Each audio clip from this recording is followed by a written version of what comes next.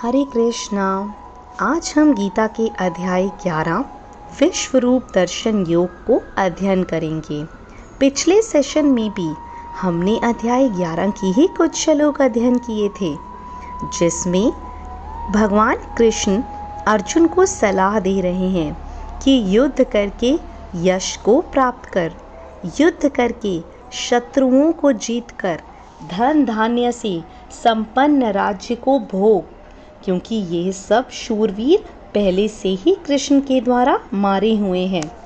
कृष्ण अर्जुन से बोले, हे अर्जुन, तू तो केवल निमित्त मात्र है, अन्यथा ये सब तो पहले ही मारे जा चुके हैं। तो चलिए शुरू करते हैं। त्वमेव माता च पिता त्वमेव बन्धुश्च सखा त्वमेव विद्या द्रविणं त्वमेव सर्वं मम देवदेव। ओम श्री परमात्मने नमः।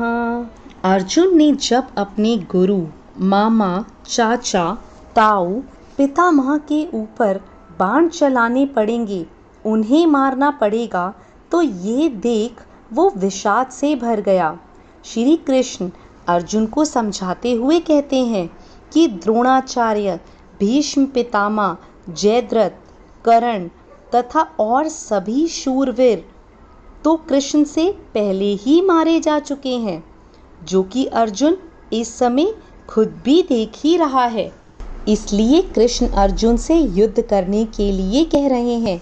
श्री कृष्ण कह रहे हैं, तू बिना भय के मार, निसंदेह तू युद्ध में जीतेगा।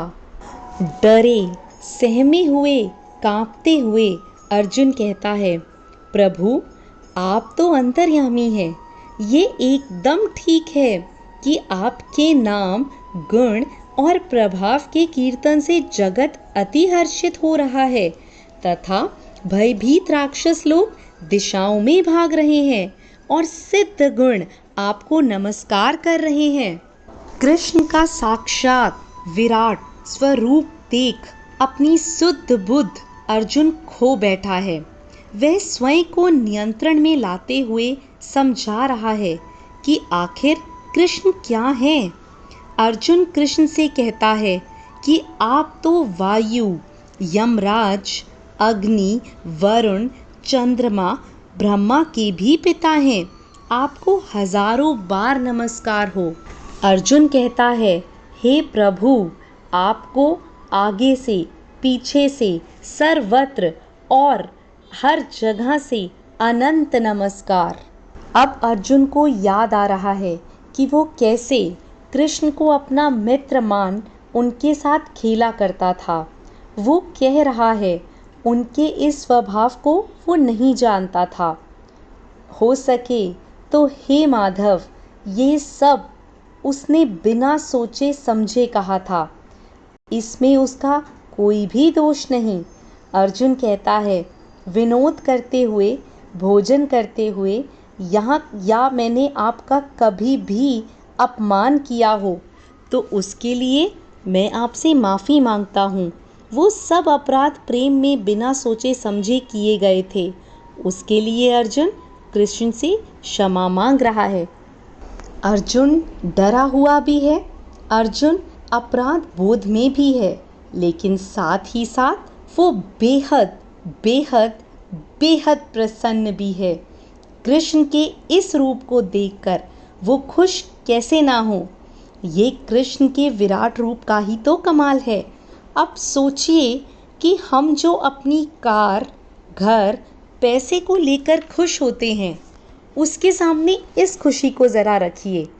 ऐसा ही होता है ये ज्ञान। अर्जुन अब चाहता है कि श्री कृष्ण उसे अपना चतुर्भुज रूप दिखाएं।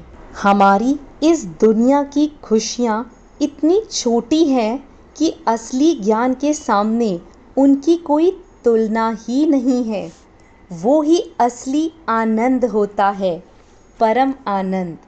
इसीलिए धरती को दुख का घर भी कहा गया है, क्योंकि आप चाहे कुछ भी कर लें, अंत में दुख ही जीतता है, क्योंकि आप अपने अज्ञान को हटाकर उस परमात्मा को नहीं देखना चाहते। अर्जुन कृष्ण को बहुत प्यारे हैं, इसीलिए श्री कृष्ण ने कहा, पांडवों में मैं धनंजय हूँ। इसी प्रेमवश भगवान कहते हैं, हे अर्जुन, अनुग्रह पूर्वक मैंने अपने योग शक्ति के प्रभाव से ये अपने तेजमय, सबका आदि और सीमा रहित विराट रूप तुझे दिखाया है, जिसे तेरे अतिरिक्त पहले किसी ने नहीं देखा। कृष्ण कहते हैं कि मनुष्य लोक में उनका ये रूप ना वेद, ना ग्रंथों के अध्ययन से, ना दान से, ना क्रियाओं से और ना उग्र तपों से देखा जा सकता है। अर्जुन के अतिरिक्त और किसी ने ये रूप नहीं देखा। श्री कृष्ण अर्जुन को कहते हैं, तू भय रहित और प्रीति वाला होकर उसी मेरे शंख, चक्र, गदा वाले रूप को देख। अब कृष्ण अपना चतुर्भुज रूप दिखाते हैं। विराट रूप को देखकर जो उसे घबराहट हुई थी, जिसको देख अर्जुन सहम गया था, वो स्थिति अब सामान्य हो रही है। कृष्ण के वचन मरहम का काम कर रहे हैं। अर्जुन अब शांत हो रहे हैं। अर्जुन कहते हैं, आपके इस शांत रूप को देखकर अब मैं स्थिरचित हो गया हूँ और अपनी स्वाभाविक स्थिति को प्राप्त हो गया हूँ। श्री कृष्ण अर्जुन को बोलते हैं कि अर्जुन ने जो श्री कृष्ण का चतुर्भुज रूप देखा है, वो बहुत दुर्लभ है। देवता भी इस रूप की आकांक्षा करते रहते हैं। जो देवताओं को प्राप्त नहीं, वो अर्जुन को प्राप्त हुआ है। श्री कृष्ण के चतुर्भुज रूप को देखना असंभव है, लेकिन फिर भी एक उपाय है। ये उपाय एकदम आसान भी है और असंभव भी है। कैसे? जरा सुनिएगा। हे अर्जुन, अनन्य भक्ति के द्वारा इस चतुर्भुज रूप को जानने के लिए मैं शाक्य हूँ।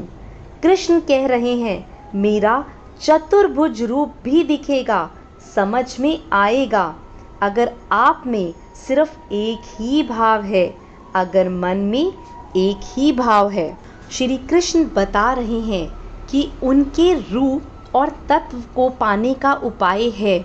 जो मनुष्य केवल कृष्ण के लिए संपूर्ण कर्तव्य कर्मों को करने वाला है, कृष्ण का भक्त है, आसक्ति रहित है और जो किसी भी प्राणी से भेदभाव नहीं रखता, यानी किसी का बुरा नहीं चाहता, वो पुरुष कृष्ण को ही प्राप्त होता है।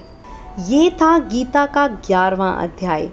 इसमें कृष्ण ने अपनी विभूतियों के बारे में अर्जुन को बताया और अपना विराट रूप और साथ में चतुर्भुज रूप भी दिखाया। इसी के साथ आज मैं अपनी वाणी को यहीं विराम देती हूँ।